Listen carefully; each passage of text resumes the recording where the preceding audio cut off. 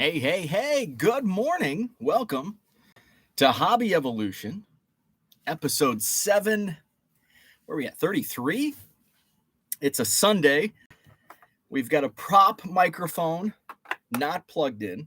By the way, I think I'm going to buy a new computer. Maybe today, maybe tomorrow, probably tomorrow, because I found one that I like with all the specs.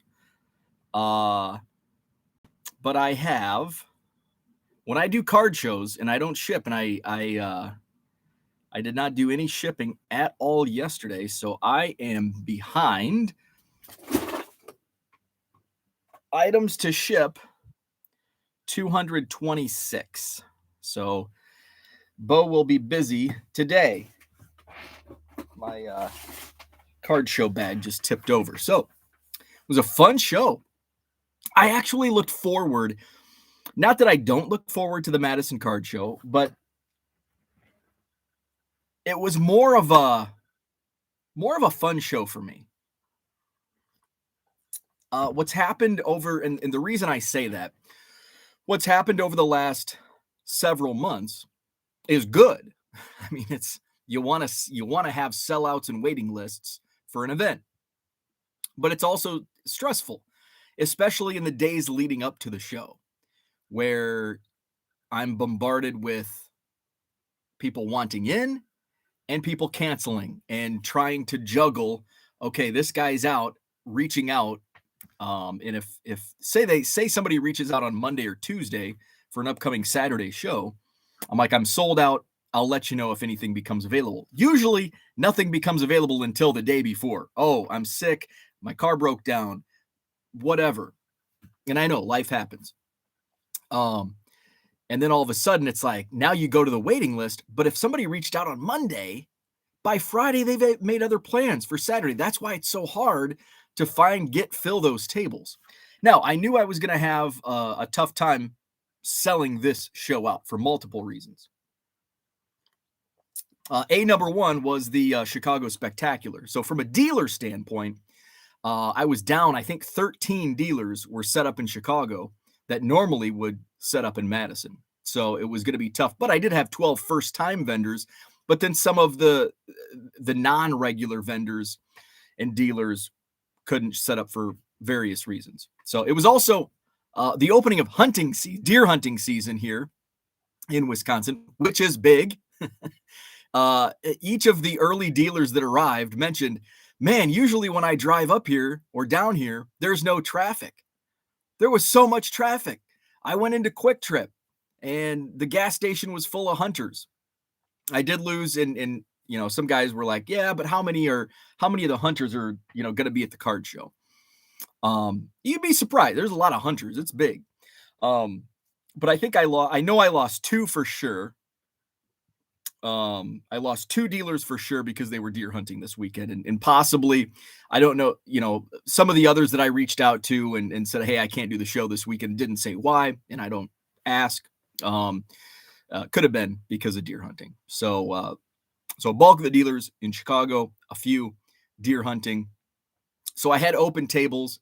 So I was setting up for the first time since February, and I was excited because I've missed it in Madison for a couple of reasons. One, it's fun talking to fellow collectors because when you sell bargain boxes, you're like talking to collectors. And I'm going to get into why it was fun for me because it was more of a collecting show for me yesterday, as opposed to the business. I mean, obviously the show itself is part of my business, selling the cards, part of my business, but there's some fun attached to it that I'll get into today. So before I keep rambling on, let's get into the chat. Welcome to the show. We've got Uncle Rich first here. He was asking, when am I going to go online? It was very timely. I'm like, punching it up right now.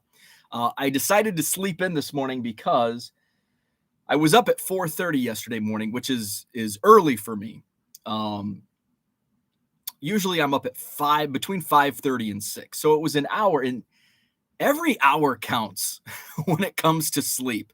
And I stayed up later on Friday. My wife, it was 10 o'clock, and my wife was like, I'm surprised you're still awake. You've got to get up really early tomorrow.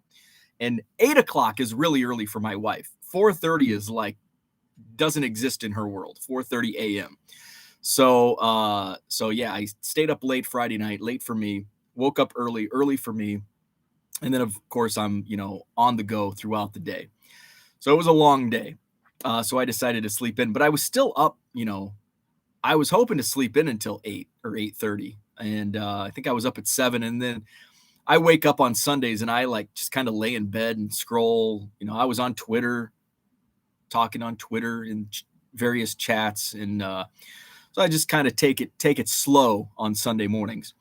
Easy like a Sunday morning. John, that 70s card show is in the house. What is up, John? Herman is here. Clark, what's up? Good morning. Red Light 34, good morning to you. Sleeving my penny box cards. Hope all is well with everyone. Thanks for jumping on. Christian, good morning to you. Grey Cup Sunday. Grey Cup Sunday. We've got some good sporting wise for me. I'm excited for today because I'll just be able to watch it from this spot here as I ship. So I'll have the TV on in there. That's what I'm looking for. The new house, we close in a month. Actually, about 5 weeks from today. We close on the new house, and then renovations will start the day after New Year's. And so I'm going to do a video series with the renovation process. So I need to really get my ducks in a row. So when we close and we get those keys on December, I think 28th, I can give you a walkthrough of what will become the worldwide headquarters for 1 Million Cubs LLC. So I can take you through where it is as it stands. The good part of this house, so it's a house and we're basically fully renovating it. The good thing is the basement was never, the previous owners, the current owners, had plans to completely, finish the basement, and they just never got around to it. Some of it's, is Mark Hoyle here? Help me out here. I should know this because my dad built the house I grew up in. I was a kid, but I should still know the basic language of building a house. Framing. I caught it. So some of the rooms were framed out, but it's good they never finished it because now, like, if they would have finished it, we would have just demoed it and it started from scratch or tried to work around it, but it wouldn't have been to my liking. So that's good. So I can walk you through and show, okay, so this is, and then I'll be there since I work from home. I'll probably be there every single day through the renovation process outside of my weekend in Chicago for the Cubs convention and my week at spring training in Arizona. And then hopefully it'll be finished in May or June. And we get that, once I get everything situated, we get that final walkthrough. So I'm excited. And the reason I started babbling about that was because I'll have a TV in my so I'll have essentially two offices. The office, which is what I'll use to list cards, which I currently have, but it's upstairs in this house. That'll be like the finished office. I'll have shelving for like my nice Cubs cards. I'll have a TV so I don't have to like lean over to see the game while I'm shipping in the dungeon. And then I'll have a card room, shipping room. And now that I think about it, maybe I should put a TV in the shipping room because I'll likely be spending more time in the shipping room than in the office. So now that I'm talking it out, I'll need to put a TV plug-in in the shipping area. Anyway, big sporting day today. Christian's got the Grey Cup Sunday. College basketball, there's some good games. Number 1 North Carolina's in action, but they play a patsy, James Madison. But there's a big game on tonight, Kentucky and Gonzaga. That's a big game. Oh, also a couple of top 10 teams in college basketball. Baylor and UCLA tip off at 4:30. So that's a big game. Kentucky and Zaga at 6:30 tonight. So that's going to be a good game. Houston, Oregon, late. So those are some college basketball games. Who do my Bears play today? We've got Justin Fields and the Chicago Bears playing the Falcons. noon game. So a fun Sunday. Let's see. We've got Cooter in the house. 37-16 is the over-under of when this stream crashes. What's your pick? We made it through. I think we made it through both Thursday and Friday. Was it Tuesday, Wednesday where the stream crashed? Hopefully we can make it through again. Let's see. Boston Smoke, what's happening? Good morning to you. Happy Sunday, Zach and Porter. Ken says, listening as I work on Christmas decorations. So I think ours will start going up next Sunday. So can you believe Thanksgiving is this week already? Holy moly. I did put an order in for Topps Heritage Minor League. So I've got a case coming.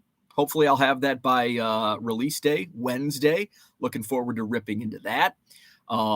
Maybe I'll leave one box for the Couch People Christmas party, which is coming up Saturday, December 10th. I was talking to my buddy Bronco from Baseball Card Illustrated. He was set up at the Madison Card Show yesterday, and he's going to pop in for the Couch People Christmas party. We played a really fun game. I'm going to talk about that. Let me write this down. Let me write these things that I want to talk about down so I don't forget. So we got to talk about Broncos game. Not like the Denver Broncos game, but Bronco the guy. Bronco the dealer. Bronco the YouTuber. Broncos game. Where we at? Let's see. So this is Thanksgiving week. I've got another card show. Boom, boom, boom. 3 in a row. Janesville, Wisconsin. This coming Saturday, I'll be set up with those bargain boxes. So see me in Janesville right off the interstate at the, I think it's the Holiday Inn Conference Center. That's the Saturday of Thanksgiving weekend, 9 to 3. And then Sunday, we'll probably put up our Christmas tree and decorations.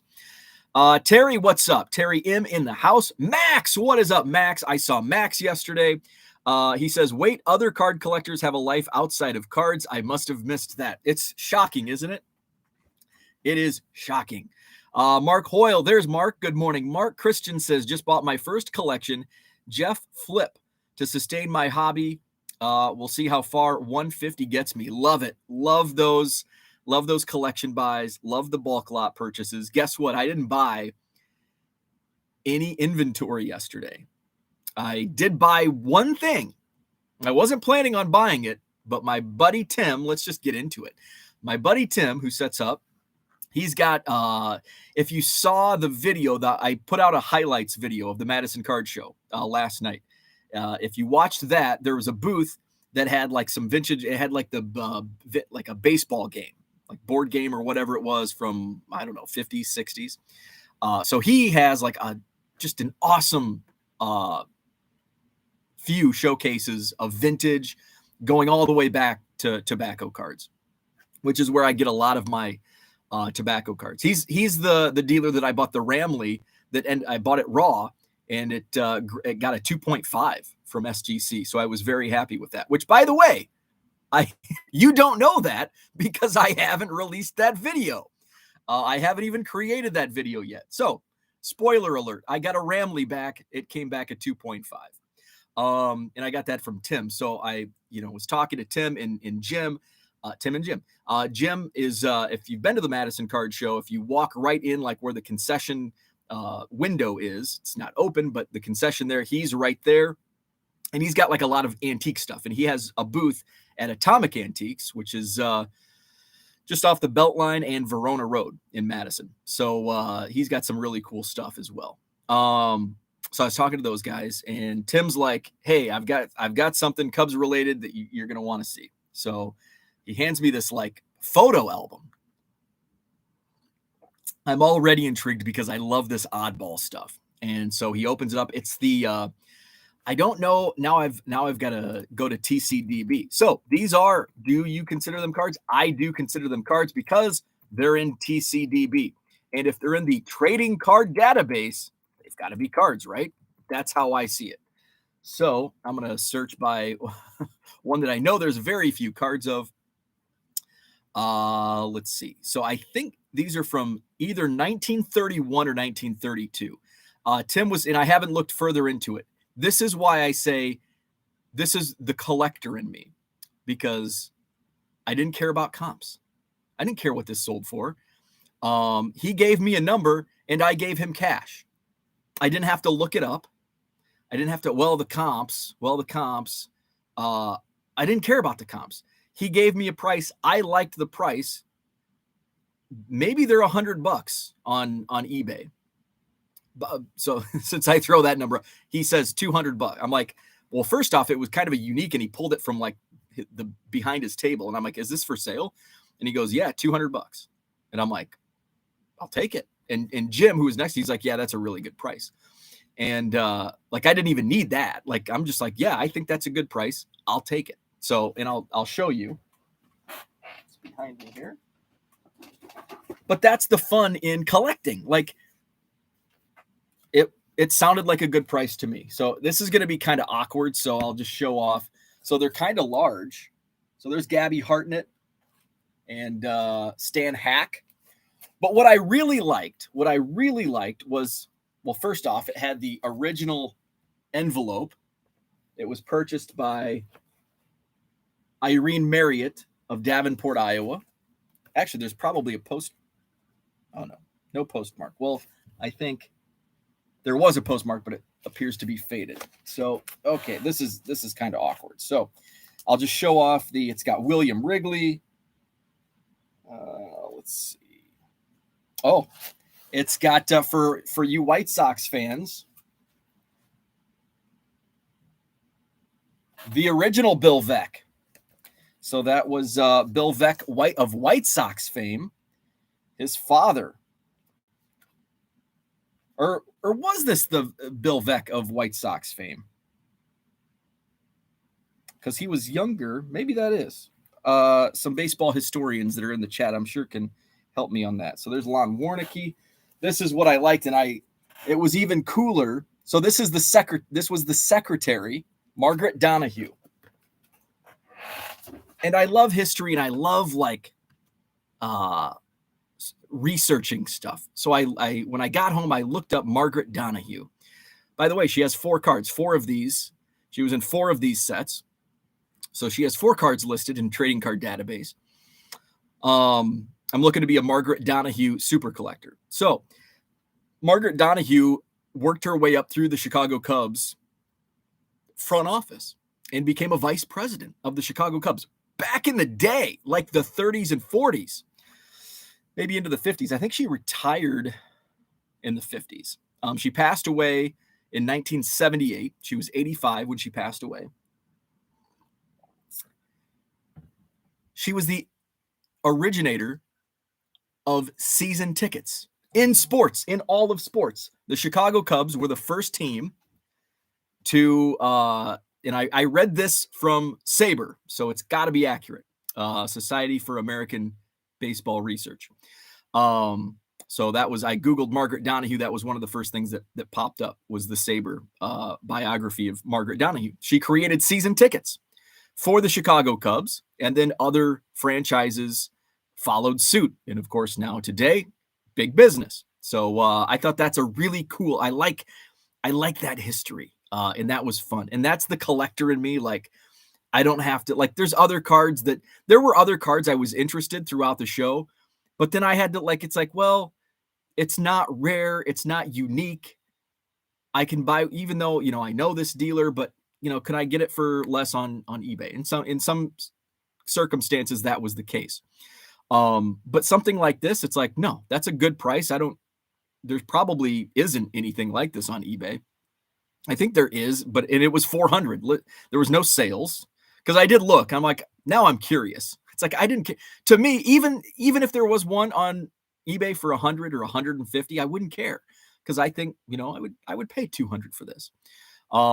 So that's a unique add to the Cubs collection. I didn't even count. I'll have to count, because those count as cards, because trading card database says so. Christian says, oh, we just talked about that. Garrett says, what's Garrett say? How's the Bowman University experiment going?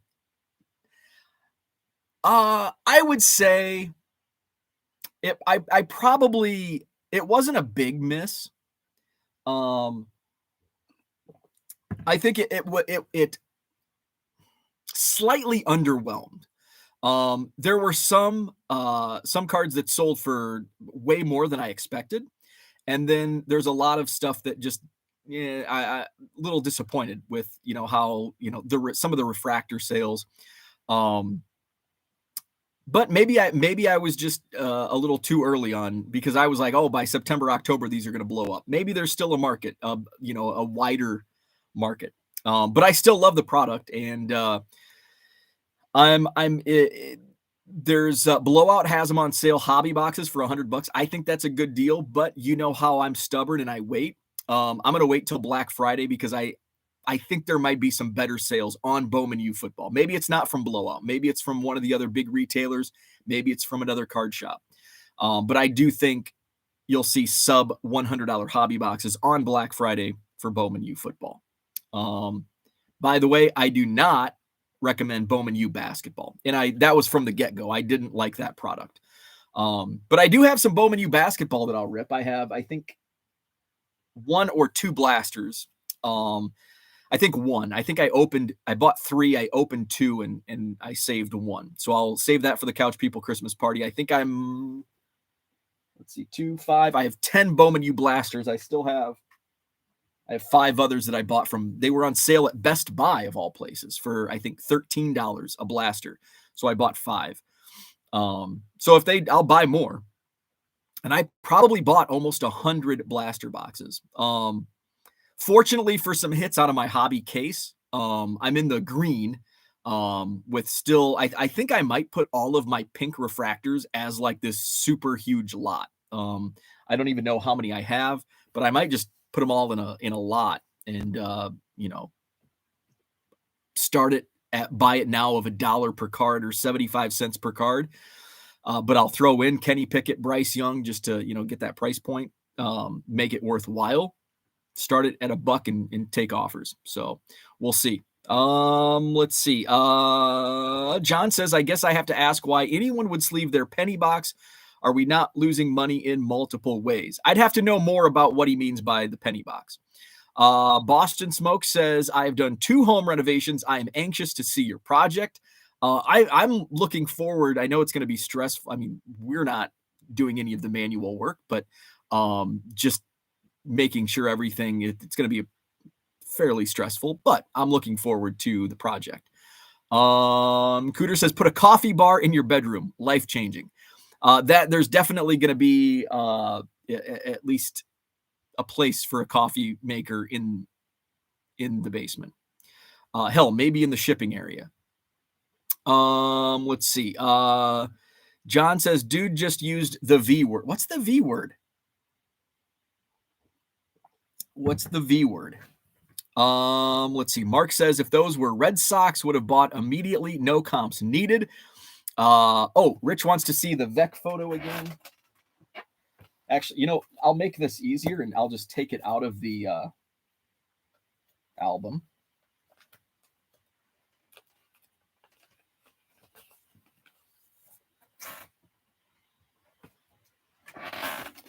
So here, and I'm curious, I wonder if SGC will slab these. Not that I would, but I mean, they're in nice shape. Not that I would want them slabbed. I kind of like them in the album. It's a lot easier. They're just blank back. They're basically just photos. So that's William Vec. I don't think I would, because they're really cool in this album. Let's see. So, who else? William Wrigley is in here. I'm not sure who that is, but it's got a few executives. So I think there's 2 Wrigley photos.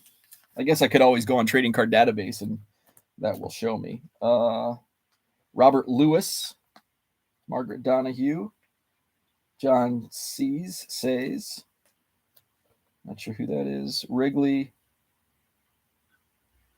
And I'm not sure who that is, if he's a Wrigley or not. Let's see.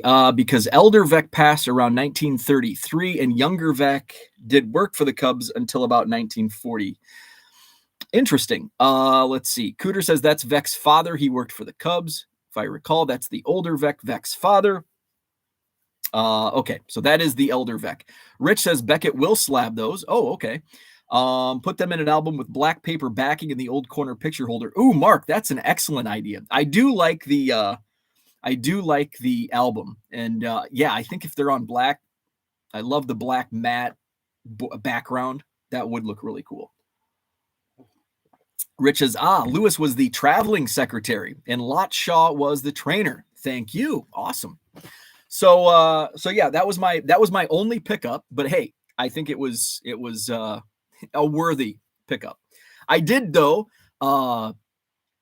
Bronco Baseball Card Illustrated dropped off a box of Cubs for me. I had another customer drop like 2 800 or 900 count boxes full of Cubs. So thank you. People were asking what's the Cubs count up to, and I'm like, well, the last time I counted, I was at 832,000, but I'm probably close to 15,000 that I haven't counted, maybe 10,000. So I really need to get on my horse and do some Cubs counting. I still have, well, as I look into the rec room, I have 2 medium flat rate boxes and 2 bubble mailers and a small box that have come in the mail. And I think there's a couple other packages that I have not yet opened. So apologies to those people that had sent those. Let's see. Rich says, I remember those cards. I cataloged them back in the day, but remember it's the Beckett Almanac of Cards and Collectibles. So let's see. What else? Let's talk about turnout. The crowd at the Madison Card Show yesterday, I was really concerned because of what I mentioned previously. Deer hunting season opened this weekend, but how much would the Chicago Spectacular impact traffic? I knew it had a big impact on dealers. Like I said, 12 or 13 dealers were in Chicago that normally would have been in Madison. So how was that going to affect traffic? It started out, it's funny how we gauge our situations in these events. And with the Madison Card Show, it feels like I have now 3 dealers who are the first 3 to show up, and they're usually coming in between 6:30 and 7, and which I like early arrivals. And I know some promoters don't like, doors open at 9, and that's hard and fast. And dealers can't set up before X time, and that's hard and fast. And I'm prepared. And fortunately, I know other certain situations that can't be the case. But I'm fortunate to where I can go to the Sheraton and usually the room's set up by Wednesday or Thursday for the Saturday show. So I have great flexibility that I can get my name tags and I can put those on Thursday, Friday. And then by Saturday morning, all I have to do, and I get there early, and all I have to do is put the signage up. But I wanted to be there earlier than usual yesterday because I was setting up. And surprisingly, it didn't take me as long to set up, which was good. Even setting up, I had time to just take a breather for a second. So I tell vendors you can set up as early as 7. But if they show up at 6:30, I'll be there. Lights will be on. Rooms will be open. Lights will be on, and you know where to. Unless you're a first-time dealer, you know where to go. And same with the show starts at 9, but I kind of encourage people to come in early, because most of the dealers, and I tell dealers, by the way, there's usually some guys walking the floor as early as 8 a.m. sometimes 7:30. I don't discourage it. So, if the earlier you get there, the more sales you may get. And I know that's tough for some guys that are driving in 2 or 3 hours away, but I don't discourage it because I have guys that are there at 6:30 and they're set up by 7 or 7:30. So, they get the early bird is getting the worm. So, back to my initial thought was it just feels right when my 3 guys, John, Jim, and Troy, are there, and they're always there, before 7, 6:30, 7 o'clock.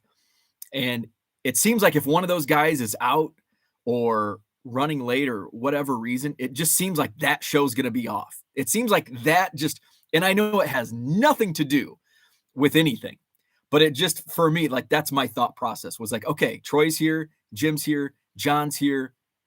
We're good to go. Dealers are starting to file in. We're going to have a good show. Rich says, Bo is a promoter and someone who has used value boxes at a time. How in the heck, unless it's more than one trip, that it takes you more than 5 minutes to set up at your table? That's a good point. The reason it does take me a little longer is because I put them in, so they're all in sports. But I just I have no organization when I put them away or take them out. So it takes me a little more time to, okay, this is basketball, this is football, this is baseball. Now, where do I want to put it? So that's why it takes me a little longer. In the past, I think, and it didn't take me any time at all this time, but all I had was bargain boxes. In previous shows I've had, I'll put out signage. Sometimes I have supplies. Sometimes I have like 50-cent wax packs. Sometimes I have dollar boxes. Sometimes I don't. I'm not prepared and I have to write things down, or 25 cents. So that's some of the reasons why it takes me a little longer. But this time it took me no time at all because it was all 25-cent boxes, and it really didn't take much time, more than a couple minutes, to get them arranged. And I had three tables set up kind of in a not a U, kind of like a V. So that way, because it was in the hall, it was out in I like saying mezzanine better than when you say hallway. It's just like, oh, you're out in the hallway. I like to call it the mezzanine. That's what it is, and it overlooks the lobby. So it's not like you're in this dark, dank hallway. It's it's not well lit, but it's lit. There's lights, and you oversee the bar area, the lobby, the front door. So I can just, when I'm sitting at my table, which I didn't sit at my table very much, but when I was, I could look out over the lobby. I could see the front doors. I could give my buddy Jeremiah from Bullfrog Cards crap for showing up late. So that's what I like about the mezzanine. Paul says it's the hallway, but it's a nice hallway. It is a hallway, but I like to call it the mezzanine. Zach says sales were not good in the mezzanine. I'll just get into it. Sales sucked for me. Now Sheena is right. So if you've seen the Madison Card Show live walkthrough videos, Sheena is set up right at the top of the steps with the shelf. And I think John's commented I'm just waiting for that thing to fall out onto the lobby. So since it was not a sellout, it was and I kind of used the mezzanine can get crowded if there's tables on both sides of the hallway. So those are kind of if I'm not sold out, those are the first tables that are put out of use. So I just had 3 deals. Normally there's 1, 2, 3, 4, 5, 6, 7. Usually there's 7 to 8 dealers in the hallway mezzanine. Yesterday there was only 3. So I had the middle spot where 5-star cards usually is. They were in the main room. Bronco was next to me, and then Sheena was at the top of the stairs. And we didn't get much traffic through there. Traffic overall was good. Was great, I thought, for yesterday's show. Good overall, but under the circumstances, it was great in my opinion. But the mezzanine traffic was not good. In fact, I ran the numbers this morning. Yesterday was, I think, the second worst sales day that I've had selling bargain boxes since April of 2021, and that's probably 25 shows. And it probably ranks on sales dollars, probably 23rd or 24th out of 25 shows. The only one I just barely got past, there was a Rockford show that was just abysmal last summer. It was the first show at a new location. And that was my worst. But yesterday didn't beat it. The only thing that saved was my buddy Jeremy bought some bulk boxes, some common boxes from me for $60. So that put me over 100, put me to about 150 maybe. So yeah, it probably ranked 23rd or 24th on sales volume. What I was surprised, and so here's why I'm surprised by that, because normally, and I'll also give rationale why, arguments both for and against, why I think my sales from bargain box standpoint sucked.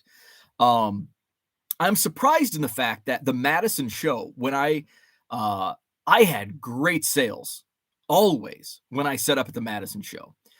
In fact, the last show I did was in February, and that was the first time that we opened up, that I opened up the downstairs ballroom. And so I set up in that downstairs ballroom. My mom came up and helped me and basically ran my table the whole day. And I took, in my boxes were like absolutely picked through going into that show. And I'm like, I don't even know why I'm bringing these quarter boxes. They've been to these shows they've been picked through 12, 13 times. And I had an amazing sales day. I think to that date was my best sales day out of those quarter boxes. You never know what it's going to bring. But then I realized it's really tough, especially being in that downstairs room. And at that time, I wasn't taking prepayment. So I was running around all day collecting payment. So now that I'm doing a lot more prepayment, it's so much easier. A lot of like the regulars that are there and that I know, just pay at the show. But it is prepayment and early payment is definitely easiest on me, especially when I'm set up. So my sales were always great at the Madison Card Show. So when I returned as a dealer yesterday for the first time since February, I'm like, I'm going to have in last week in Rockford, I had an awesome, like probably my second highest sales day in Rockford last week. And I'm like, I'm going to crush those numbers because my bargain boxes were banging. First Bowman's from the last couple years, even 2022, first Bowman Chrome. And I'm like, people are going to be filling these boxes. Hell, I might even sell a couple outright. Not the case. I had one person fill a box, and that's never been popular in Madison. The fill a box is really popular in Rockford, but it's just my Madison customers just don't really fill boxes. So I thought I had one person fill a $30 box, and I was really surprised that I didn't have more of that. So I thought, why is this the case? Could it be the location? Location. And sometimes as a promoter, it gets really annoying when dealers complain about their location. Because I've had dealers complain about their location. Okay, let's move you over here. And then they complain about their location. Well, maybe it was better in the other spot. The grass is always greener. It used to be the downstairs, the first floor ballroom, the Williamson ballroom used to be like, oh, I can't be down there. And I still have some dealers that, refuse to be in the downstairs ballroom. Well, in a recent show, maybe a couple months ago, I had an upstairs dealer say, man, I kind of wish I would have set up downstairs. It seems like there were more sales down there. And it's like, it's always greener. If you're upstairs, the grass is going to be greener downstairs. If you're downstairs, oh, well, that's the main room. And I hate using that term now. I think initially I was probably shooting myself in the foot by using the M word in regards to one ballroom or another. I should recognize them as equivalent. And they have become, now that people know there's a downstairs ballroom and an upstairs ballroom, people make it to both rooms. But, some of the guys upstairs think that all the money is being spent downstairs and, kind of vice versa. So, so why do I think my sale, was it location? I think part of it was the mezzanine. And now I realize being out there and because other show, when I'm not setting up, I get a good feel of traffic flow. And I get a good feel for attendance because I'm like actively walking. Like I'm not in a room for an hour. Because I think if you view like from an attendance standpoint or from a traffic standpoint, if you're downstairs for an hour and then go upstairs, well, the whole thing can change in that hour. A lot can change in that hour. So if you're actively going up and down, up and down, up and down, you get a real feel of the current situation, both upstairs and downstairs, and in the mezzanine. And I just had always thought, well, the mezzanine is upstairs, and that's where everybody thinks the main room is. It gets good traffic flow, and I don't think that's the case. So I think what I'll do, and somebody asked me that, now does it give you a different on paying dealers, putting paid dealers out in the mezzanine? And maybe what was it? Because maybe it was just because there were only 3 dealers, and 3 of them were bargain boxes, and they didn't want to look at bargain boxes. And well, that guy's all the way down there. So they see Sheena, like Sheena was right at the corner there. Like he gets a ton of business. So like I'll keep, and I think he'd like to, even if there was nobody next to him or in the mezzanine, I think he would want to stay there because it's turned into a prime location.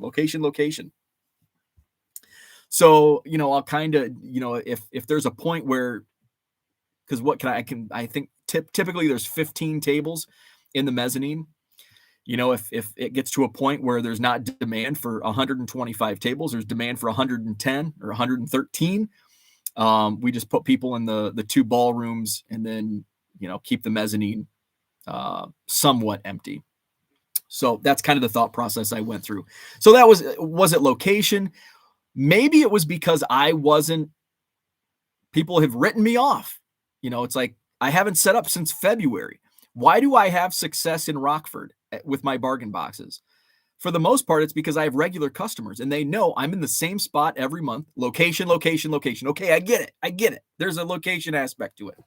So people know where to find me. They know I'm going to be there every month, and I'm going to have banging bargain boxes. And so I get regular customers every month. And I think that's what, that's the sustainability on it and why there's success at the Rockford show, and why there may not have been the success in Madison yesterday because, you haven't set up since February, so I didn't know you had tables. So I think that could be a part of it as well.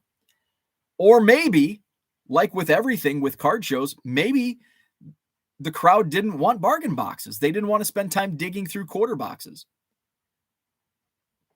And what likely is the case? It's all of the above. The answer is always all of the above. There's not one thing. Like, I know bargain box dealers that were in the main room.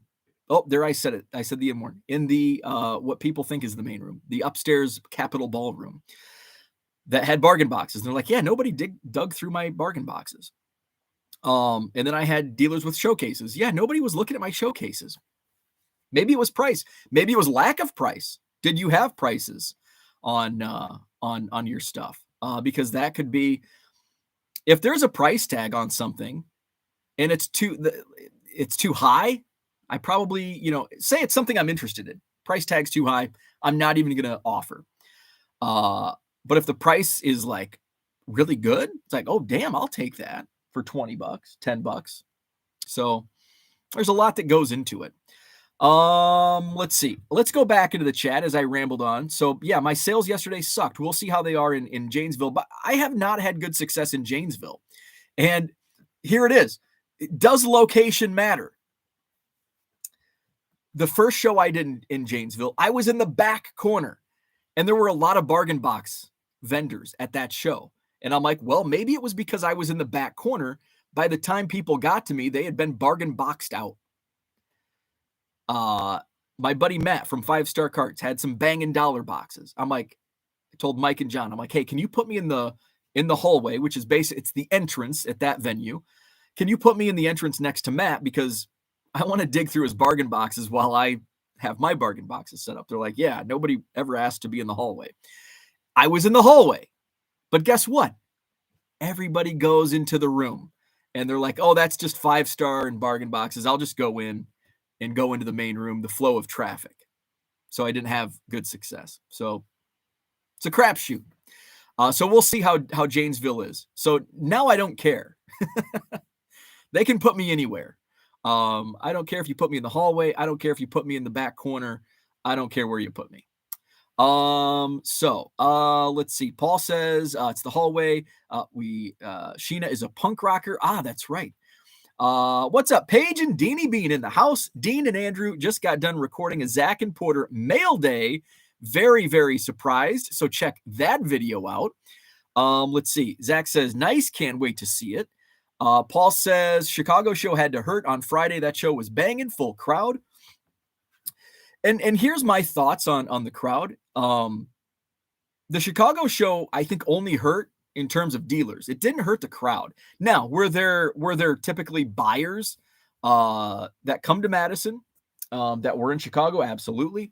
But it did not. I mean, the crowd yesterday in Madison was better than both September and October, which I was probably, I would say, shocked. I was definitely very surprised at the amount of people that came through the door. I did not expect that. With the Chicago show, with deer hunting, I thought it was going to be a dead show. I was really concerned with the attendance, and it was great. Again, it was better than both September and October, so that's good. We'll see how December is. December's the week before Christmas. I know people have Christmas parties. How is the December attendance going to be? By the way, next Madison Card Show, December 17th, Sheraton Hotel, John Nolan Drive. I've got several regular vendors that can't do the show because they've got family events, Christmas parties. So it may be, another not sellout. But I have a lot of regular vendors, dealers that will be back in December. So we'll see how things go on December 17th. Jenny says, so basically you're saying your mom sells your cards better than you. I think, yeah, she was my good luck charm. It's like, what? Like, this is crazy. I had so much more in sales than previous with like picked through stuff. Jenny says you can have the best location, but if the buyers are not there, location doesn't matter. Yeah. If the buyers aren't there, and it's like, you can have a really well attended show. Like I'm looking out at the crowd and one of the dealers is like, yeah, my sales suck. And I'm like, well, it's not for lack of buyers. Like the room's full. Are your cards not priced? Are they priced too high? Maybe you just don't have what people want, and I know there were other dealers that, it's like, well, this, you just don't have the stuff that's selling right now. And there's so many proponents that go into it. So, it might not be just one thing. That's why I stopped doing shows. Say you make $150 in a show and paid $40 per table for 2 tables. You paid more than fees on eBay. That is true. Fortunately for me, I didn't have table fees. That's the bonus of being the promoter. It was just free money. And somebody did ask, and I might use this as a topic. Somebody asked on Twitter yesterday, with my quarter boxes, like there's some really good cards in there, but how do you make any money? Most of my inventory within the quarter boxes, I pay less than a penny because I'm buying in bulk, and most of that stuff is coming in at a penny per card or less. And sometimes it depends on the collection that goes into it. Sometimes they might have been 2 or 3 cents per card. But for the most part, it's just free money. I will say it was a lot more fun when this was a side hustle and I could make $300-400 selling quarter cards and then go to the end of the room and buy Joe Tinker T206 and turn junky quarter cards into tobacco cards, where now it's extra income, extra revenue coming into the business. So Jenny says, just a suggestion, you should start putting the Madison Card Show next date on your main title on YouTube of your reviews. Oh, that's an excellent point. Catch people's eyes with the title of the date. That is a great idea. That is a great idea. By the way, is there a good like doing highlights? iMovie sucks, and I created, I don't even kind of like what Jenny's saying. I had something that was going to play on my highlight video at the very end, and it said Madison Card Show, next show December 17th, Sheraton Hotel, John Nolan Drive. But for whatever reason, it does it's probably the size. I probably used the wrong size, but I don't know what the right size is within iMovie. And so then it would do like this fade. And so I'm like, okay, so it's fading here. So I would type in next show December 17th, but then the fade would be different. And it wasn't getting the December 17th. I'm like, I did like 4 different times. And finally I'm like, screw it. I'm just publishing it without that title at the end. But I did find out in my Cubs chat yesterday how to do a slideshow video through your iPhone, which I'm like blown away. I can't wait to do a slideshow video. Jenny says, I'd ask Diego or Zach, they got banger videos. Yes, they do. That's a good point. So what else from the Madison Card Show yesterday? Bronco. So Baseball Card Illustrated on YouTube. Check him out. Awesome dude. Awesome videos. Use CapCut. Free, easy editing. Ooh, excellent. You know what? I'm gonna do that right now. So Bronco was set up and Bronco's like, hey, can I get a second table? I'm like, you absolutely can. And guess what? I can put you right next to me. We can talk wrestling. So he had, if you saw the highlight video, a WrestleMania ring, WrestleMania 2 ring for the action figures. And inside he put his wrestling card autographs. He had Shawn Michaels, Bret Hart, Brother Love. I almost bought the Brother Love. I love Brother Love. So he had, oh, thank you. Zach just sent me a text for it. Thank you, Zach. So I had, what I love about being and it goes beyond like having, and there you go. Andrew says the same. CapCut app. Awesome. Part of what I love about setting up as a dealer at card shows is talking to the customers. And I had a great conversation last week at Rockford with, I was talking to Wally, who's another dealer. He was set up next to me in Rockford. And we were talking about just all kinds of things. And I was talking about my college basketball days. And there was a guy digging through some basketball cards at my bargain boxes. And he's like, well, who's the coach? And I'm like, Jim Molinari. He's like, oh, I know Jim. He's like, I was a basketball coach at Sycamore, which is near DeKalb, Illinois. And he's like, yeah, we used to go down to his camps when he coached at Bradley. And so we talked basketball. Last month, there was a lady who was a big Bears fan, and she was she a volleyball coach? But I looked up and she's like one of the winningest, I think, volleyball coaches in Illinois. And like, we just talked about everything, Bears, high school sports. It was volleyball because I shared my story. I did 1 state finals for the IHSA network. And I said, thanks, but I don't want to do this because I'm not very good. So it's the conversations. There was a guy, Tom, who came up and moved to Madison, I think this year. And he's like, yeah, I used to set up at shows back in Baltimore all the time. And he's like, yeah, I've been coming to this show. I really like this show. And he goes, well, I was here last month. And the guy over at the next table, I used to set up with him in Baltimore. I'm like, yeah, Bruce, he's from Virginia. He's like, yeah, we used to do shows. He's like 5-10 years ago, we used to do all the shows together in Baltimore. Small world. So we had a great conversation. And so then Tom bought a bunch of cards from me and then went next to Bronco's table, and he pulled up a chair, and I came walking by a few minutes later, and Bronco's like, hey, you want to play a game? And so what it was kind of like, I think, was it Darren Rovell that did this on Twitter? What is up, Paul Carl? What's happening? So Darren Rovell would take a pack of cards and let's play the game. Let's play the game.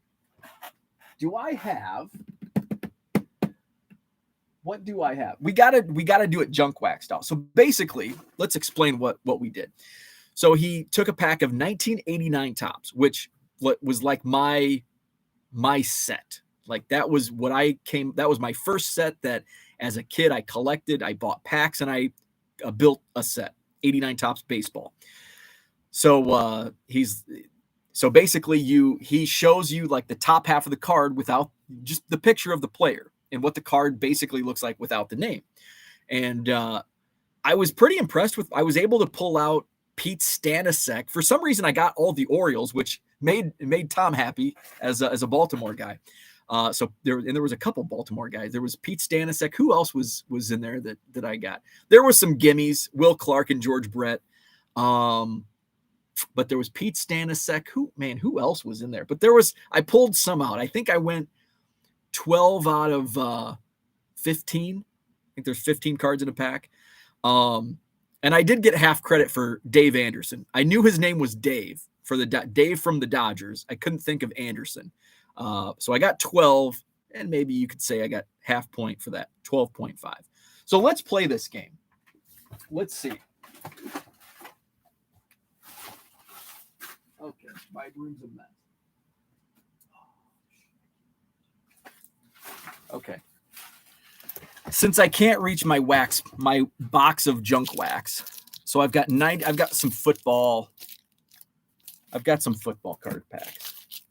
So who wants to play? We're going to do 91 score football or 90 score football. So first person to comment 90 score or 91, or just type in the numbers 90 or 91. Which pack are we going to play? 90 or 91 score football. We're going to play this game. Rich wants 90, so we're going to play 1990 score football. Paul Heath, what's happening? Okay, so the first two say 90. Jenny says 90, so we're going to play 90 score football. Let's play this. Zach is going to be all over this. Zach's the football guy. Okay, 89. I wish I had 89. So let's find a piece of, I guess we can use an envelope.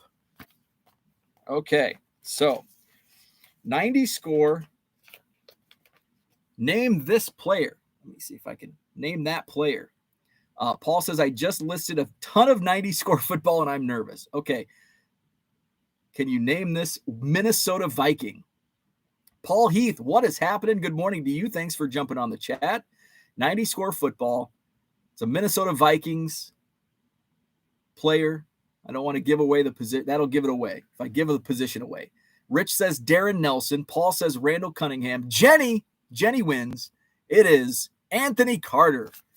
Anthony Carter. But Rich, pulling out Darren Nelson. That's a good guess. Okay, so now we've got a Buffalo Bill. This should be pretty easy. Buffalo Bills. Rich says, way to go, Jenny, with the whole, Minnesota Jenny. So who is this from the Buffalo Bills? 1990 score. Ken nails it. Zach got it. Paul nailed it. It is Mr. Frank Reich. Frank Reich, former Maryland Terrapin. Okay. So who was the first to get that? Ken. So Ken's got a point. Jenny's got a point. Now we go to the San Francisco 49ers. This is a tough one. Who can get this guy? 1990 score. San Francisco 49ers. Zach gets half credit. Rich gets the point. It is Guy McIntyre. So we give the full point to Rich. Uncle Rich with the point. Rich is on the board. Okay, now we go in the land of cheeseheads. We've got a Green Bay Packer. 1990 score. 1990 score Green Bay Packers. Any Packer fans in here? Where's Dan? Where's Dan Ryan? I bet he could get this. Ken says Murphy, not Murphy. Ken gets half credit. It is Mark. It is not Mark Murphy, though. I think same position. I think the same position as Mark Murphy, but it's not Mark Murphy. But first name is Mark. Who can get it? Green Bay Packers. First name Mark, defensive player, not Kelso. Who's going to get the point? Green Bay Packers. Let's see. What else can I give? He was drafted in 1980 out of the University of Washington. Not Carrier. Wrong team. Let's see. Washington Huskies. Drafted in 1980. Very common last name. First name is Mark. Defensive player for the Green Bay Packers. Going once. Going twice. Okay, nobody gets the point on Mark Lee. Mark Lee. That was a tough one.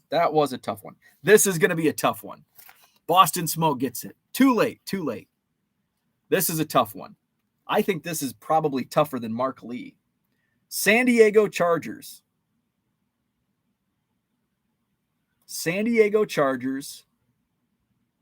I can give his college away.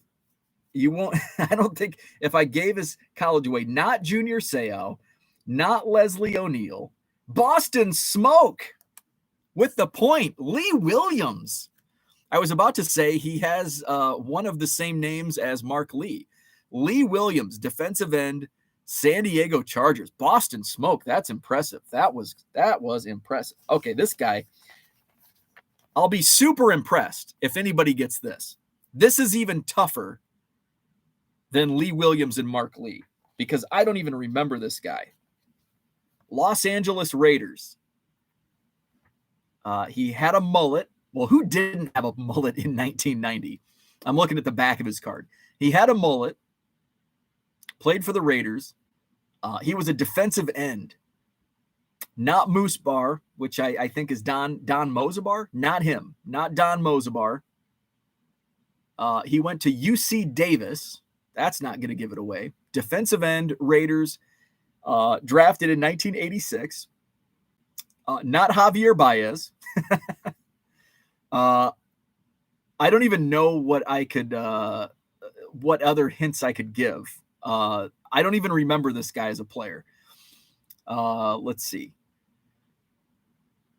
Did he play? Let's see. He was hampered by injuries his first 2 seasons. He had 5 sacks in 1988. The breaks. What's happening? Zach has no clue.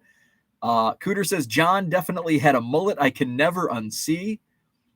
Okay, we're gonna no point awarded. Mike Wise. Does anybody remember this guy? I don't remember Mike Wise. Okay. Here's the gimme. This is just gonna be the fastest in type. I'll take last name. That'll be even easier. Ken, that name doesn't ring a bell to me either, and I remember collecting these cards. Let's see. And Jenny wasn't around in 1990. Okay. First to type the last name. This is an easy one. Here's a gimme. San Francisco 49ers. This will be an easy one. There you go. Rich is the first one. Big Harv in the house. What's up, Big Harv? Jerry Rice is the winner. Rich has the lead. 2 points for Rich. Okay, so now we've got a New York Giant. New York Giants.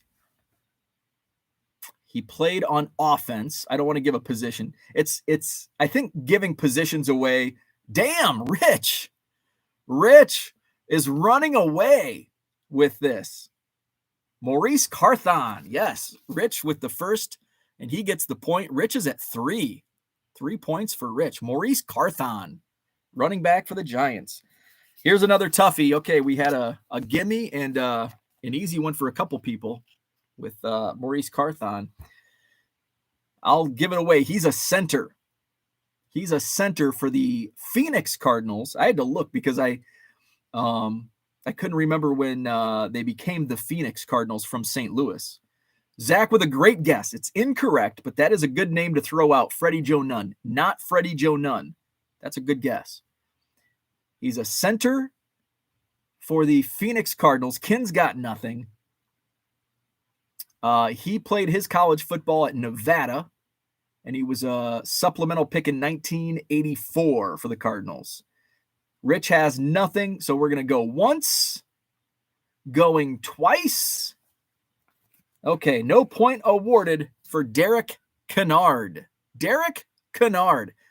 He looks like Orlando Pace. Kind of looks like Orlando Pace. I know Orlando Pace as a Rams fan back in the day. Boom Slang's in the house. Boom Slang, we're playing a game. Name that player from 1990 Score Football. Oh, Ken, yes. Played for later the Dallas Cowboys. So here we go. This should be an easy one. He's an offensive player for the Washington Redskins. I think somebody's going to be able to get this one. Washington Redskins, offensive player. Good guess, not correct on Gary Clark. Not Gary Clark. Same position. Not Art Monk. Not Art Link either. There you go. Who got it? Boston Smoke with his second point on the board. Ricky Sanders. Okay, so Boston Smoke with 2 points. 2 points. Okay, now we've got some rookies. Are the rest rookies? Nope, we've got a few more. Okay, this is a fun game. I like. So I was playing this with 1989 Topps with Bronco yesterday. So this is a rookie. I'll if I can remember, or if it's, oh yeah, it does say who. So he was drafted as an Atlanta Falcon. Let's see. Ken, again, I showed up before Smoke. That's weird. Yeah, on my screen it showed, and I've noticed that on others. Boston Smoke with it again. Boston Smoke has tied Uncle Rich 3-3. Darian Connor. I'll give you the point for Darren. It's Darian, but we'll give you the point. Darian Connor. Okay. This one might be tough. Drafted by the Washington Redskins. Played for Penn State. Let's see. He was 46th overall pick. Ooh, that's a good guess. Not Tracy Rocker. Boston Smoke takes the lead. Andre Collins. Boston Smoke has 4 points for Boston Smoke. Uncle Rich has 3. Who else has a point? Ken and Jenny, I think, have 1 each. Does Zach have a point? Okay, so here we go. Is it not in focus? Is that why you can't see? How's that? This guy was drafted by the Tampa Bay Buccaneers. I'll be impressed if anybody gets this one. Played his college ball at Mississippi State. Not Anthony Thompson. This guy is an offensive player, not Tom Brady. Played at Mississippi State, drafted 87th overall in 1990 to the Tampa Bay Buccaneers. He's a tight end. Let's see. Workside? Nope. Did you mean Woodside? This one I might have to just give away. Ken's got nothing. So we're going to go once. Going twice. No point. It is Jesse Anderson. Yeah, I was going to be really impressed if anybody got that one. That was a toughie. No point awarded. Okay, we've got 3 left. Oh, I'm happy with the next one after this guy. This should be an easy one. New York Giants. I think Mark Hoyle already got it. Mark Hoyle with the point. Is it Otis or Otis? Mark Hoyle with the point. New York Giants running back. Otis Anderson. Okay, 2 cards left. Mark Hoyle is on the board. Boston Smoke has the lead over Rich, 4-3. Ken and Jenny are on the board with a point each. Okay, I'm going to be disappointed if one person in the chat, I won't name names, but one guy in this chat has to get this one. Be prepared. Who's this guy? I'm not even going to give it away. There you go, Zach, my man. I was hoping Zach would get the refrigerator. William Perry out of Clemson. Zach is on the board. 1 to go. Okay. If Rich gets this, it's a tie. If Boston Smoke, well, if Rich gets it, it's a tie. If anybody else gets it, Boston Smoke wins. So Boston Smoke with 4, Uncle Rich with 3, and we've got a Pittsburgh Steeler. It's funny because Rich says he had it on his screen before Zach. On my chat, it shows Zach having it first. Pittsburgh Steelers, offensive lineman. Let's see. Little, not Little. Woodson, not Woodson. Let's see. Herman says it shows Zach on his end. Paul says Greg Lloyd, not Greg Lloyd, not Keith Willis, not Hasselring, Rig. Let's start giving away some hints. Nose tackle, Pittsburgh Steelers. Went to Auburn. Looks like he was a second-round pick in 1986 out of Auburn. He was 36th pick overall, so I assume that's second round. Not Levon Kirkland. Nose tackle, Pittsburgh Steelers. Not Reinstra. Okay, I think we're just going to have to give this one away. He's from Waycross, Georgia. Is that anywhere near Herman? Waycross? Okay, going once. Going twice, not Leon Seals. It is Gerald Williams. So Boston Smoke ekes out the win 4-3 over Uncle Rich on the 1990 Score Challenge. That was fun. We should do this more often. That was a lot of fun. Maybe we can do baseball next. Maybe tomorrow. We'll see. Waycross is not near Herman. So yeah, we played that game at Broncos Table yesterday with 1989 Topps Baseball. It was fun. Let's see. So that's basically the review. I had a lot of fun.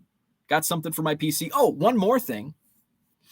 So Jenny, I'm glad Jenny mentioned hockey and soccer. I think we'd be given. Is there anybody that knows Junk Wax? Because I have Junk Wax hockey and soccer. Believe it or not. I have Junk Wax hockey and soccer packs, and I would go 0 for on every single one. Unless Wayne Gretzky was in it, I would definitely go 0 for on the 90s soccer. 90s hockey, I could probably get Brett Hall, Wayne Gretzky, Ed Belfour, and a few others. But I'm glad you mentioned hockey and soccer. So I had a couple dealers at the show. Eric, who's becoming a regular, and he'll be back in December. He had a lot of hockey. He's like, I sold a ton of hockey. In fact, one guy comes up, he's like, you're the only guy that sells hockey. And I've heard that complaint. People are like, there's just no hockey here. There's not much demand for hockey, but it is surprising because University of Wisconsin hockey, both men and women, are really good in the NCAA. And we're in Wisconsin. You would think hockey would be popular here, but there's just not much of a demand for hockey cards, especially at the Madison Card Show, although there's a few people that do look for hockey. I had one person looking for hockey in my bargain boxes. I'm like, sorry, I don't have any hockey. Jeremy, who sets up semi-regularly, he had like all soccer. He had some bargain boxes, and I'm like, I'm looking through, and it's like soccer, soccer, soccer. I'm looking over to showcase soccer, soccer, soccer. And I'm like, all soccer. James, what's happening? Young Guns. Paul says, got to do 90s basketball to give me a shot at winning. I don't even know if I have any unopened basketball. I don't think I do. There was one other thing. So speaking of unopened, one of a first time to AJ Collectibles. They're I think out of the Milwaukee area. AJ Collectibles was set up, had some unopened wax. They had Allen and Ginter hobby boxes. I didn't buy any. But as I was making my final rounds, I just had one dealer waiting for a cart in the downstairs ballroom, Eric, the guy selling hockey. And I'm like, what's this? I'm like, there's cards in here. And he's like, oh yeah, somebody just left them there, said they were going to throw them away. And I'm like, oh. So I'm looking through, and it's like basically somebody opened some packs of hockey and an entire hobby box of Allen and Ginter, and just kept the hits, and there's even some stars. So I'm like, can I have the baseball? And he's like, yeah, I don't do baseball. I'm like, good, you can have the hockey. And I think there was one pack of football that was opened. So I grabbed the 2022 Allen and Ginter, and at first I was just going to take the Cubs, but I'm like, well, if you don't want the baseball, I want the baseball. Ron Santo. So there was even like 4 or 5. Unfortunately, no Ethan Roberts in here. But there was a Ron Santo mini. Let's see. There was Jonathan India insert. I mean, it's basically a hobby box minus the hits. Corbin Burns pitching a gem insert. Eric Bobo. I don't know who that is. Non-sport guy. Is this Amos? Amos Otis? Let's see. I just kind of want to show some of the cooler cards. National Chocolate Day. I like Allen and Ginter. Hank Greenberg. Honus Wagner. Let's see. Paul says, Jenny says, you could grab a stack of cards that are opened. We wouldn't know. Actually, you're right. But it's funner when I actually get a pack because I don't know what's coming. Guess the player that sold on eBay. That would be fun. Have a stack pulled ready to ship. Play the game and show what's selling on eBay. That is a good one. We would be here all day. Herman says, I'm looking for the World Series mini set if anyone is opening. I don't know if there were any. There were only a couple minis in this box. So whoever opened it must have, here's a rookie, Nick Lodolo of the Reds. They must have taken most of the minis. I was happy that Santo was in there. Famous rivals, George Washington and King George III. I like that they have some history cards in there because you can teach kids history. Shane Baz, rookie card. Oh, there's a Whit Merrifield mini. Let's see. So somebody was just going to throw these away. I'm like, you can't throw. This product just came out last week. You can't throw Babe Ruth. Somebody's going to throw Babe Ruth away. Come on, man. What's cooking? Diamond Crystal Kosher Salt. That was cool. Let's see. Somebody's going to throw Yogi Berra away. So, by the way, these will be listed in my eBay store for $1.50 free shipping, minus the Cubs. Pitching a gem, Bob Gibson. Rod Carew. Let's see. Oh, there was an Ernie Banks insert. Heck yeah. Shohei. Where's John Keating? Next card. Mark Hoyle and John Keating will like this card. Yaz. Insert for Yaz. Let's see. Greg Maddux. Oh, this was probably the best card coming up. There was a Saya Suzuki rookie card. Heck yeah. Give me this all day. Let's see. Tom Seaver. Oh, local guy, Wisconsin guy, Charlie Barons. Manitowoc Minute. Kirby Puckett. So, somebody was just going to throw these cards away. Oh, another food card. Peanut butter and jelly sandwich. Peanut butter jelly. Blake Jameson. Allen and Ginter card. Let's see. My guy, Javi Baez. So I basically got a hobby box minus the hits for free. Famous rivals, England and France. I don't know who this guy is. Ian Grushka? Oh, Newfound Glory. I'm familiar with Newfound Glory. I don't know. That's the thing. I know music, but I just don't know names of the musicians. Devers. Here's another non-sport insert. National Running Day. Which is celebrated. It doesn't even say. What the hell? It's National Running Day, and it doesn't even tell you what day it is. Oh, it does. I'm an idiot. I got to read. Some of the largest running groups in the United States organized in 2009 to declare the first Wednesday in June National Running Day. I just need to read. Let's see. Who else do we have? Is this a curler? Chris Plies from Minnesota. Curling. We've got National Chicken Parm Day. Let me read this so I don't sound like an idiot this time. In 2017, a restaurant chain declared April 19th to be National Chicken Parm Day.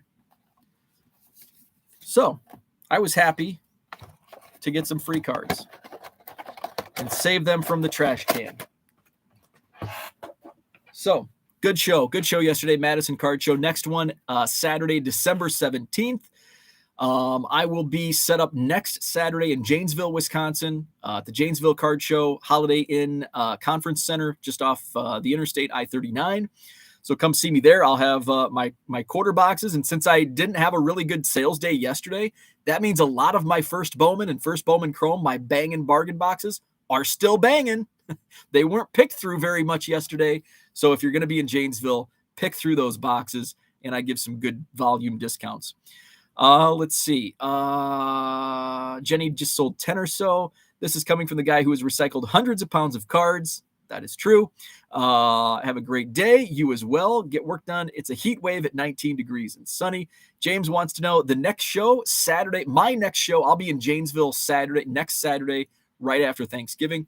The next Madison Card Show is Saturday, December 17th. Saturday, December 17th.